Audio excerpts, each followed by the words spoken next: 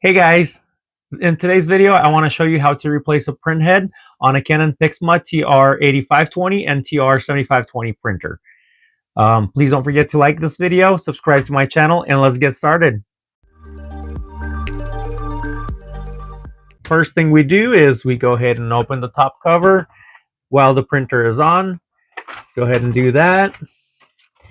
The ink carrier will slide over to the middle.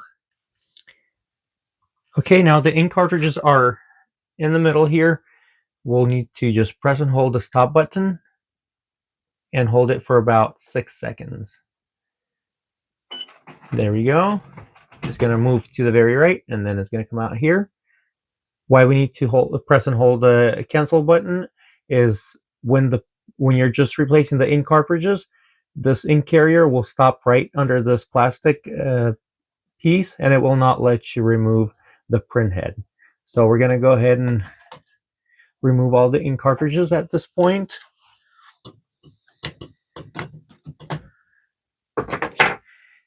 Now lift this latch right here, just like so. It's like an arm that is a lock for the print head. And then you're just going to grab the print head, tilt it forward like so,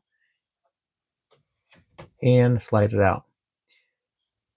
The print head on this printer is QY60089. This is what it looks like, and that's how you replace it.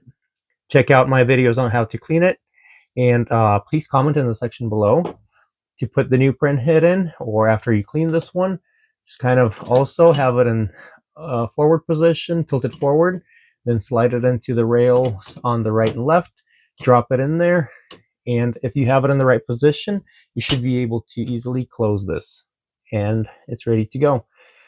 Just to make sure that you have the print head set in your printer correctly, go ahead and close the top cover, and if it asks for the ink, you have the print head correctly set into the printer. There we go. Now it's asking for the ink, so we're all good. Please don't forget to like this video, subscribe to my channel, and have yourself a great day.